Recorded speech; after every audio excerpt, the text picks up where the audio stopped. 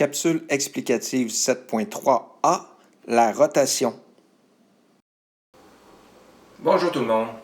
Voici les travaux pour cette troisième semaine d'enseignement à distance.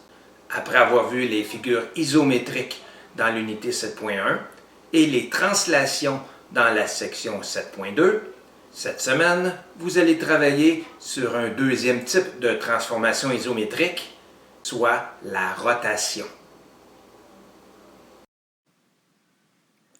La rotation est une transformation géométrique qui permet à une figure de tourner. Alors pour ce faire, nous avons besoin premièrement d'un centre de rotation. Nous avons ici le centre P. Nous avons besoin d'un angle de rotation.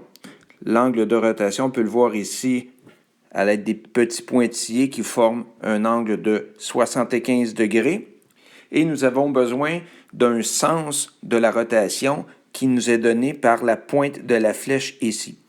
Il existe deux sens de rotation. Ce qu'on nous montre ici, c'est le sens antihoraire, ce qu'on appelle le sens positif en mathématiques, qui est le sens contraire des aiguilles d'une montre. Tandis que si on regarde une horloge, puis on regarde le déplacement de l'aiguille des secondes, on va appeler ce mouvement le sens horaire ou sens négatif au point de vue mathématique. Dans cette rotation, vous remarquerez que le triangle ABC a tourné pour devenir le triangle ABC' ici même. Et ces deux triangles sont bien isométriques, c'est-à-dire que la longueur de leur côté est restée la même et la mesure de leurs angles intérieurs aussi. Je vais maintenant vous expliquer comment trouver des rotations équivalentes. Il y a deux types. Il y a des rotations équivalentes de même sens ou de sens contraire. Alors, premier type pour la rotation équivalente de même sens. Alors, on va regarder le petit montage que j'ai fait avec ma flèche qui va se déplacer du point A jusqu'au point A'. Donc, si je fais tourner ma flèche comme ça, vous avez tous compris que je viens d'effectuer une rotation de 90 degrés dans le sens horaire ou son équivalent 90 degrés négatif. Mais pour partir du même point A jusqu'au point A', je pourrais faire à ma flèche un tour complet, donc 360 degrés, plus un autre 90 degrés, ce qui m'amènerait au même point d'arrivée. Donc j'aurais ici fait une rotation horaire de 450 degrés.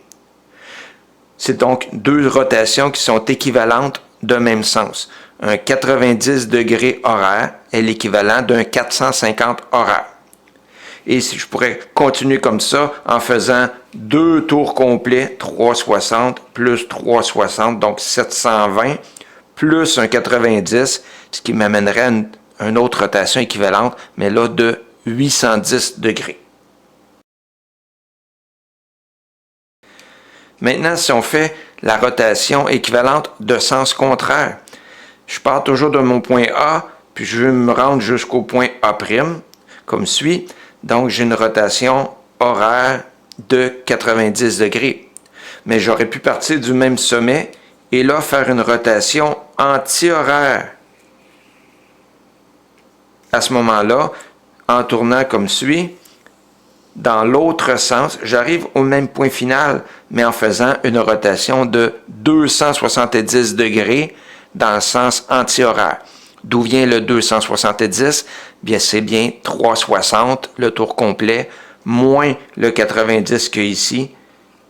360 moins 90 donne 270 degrés.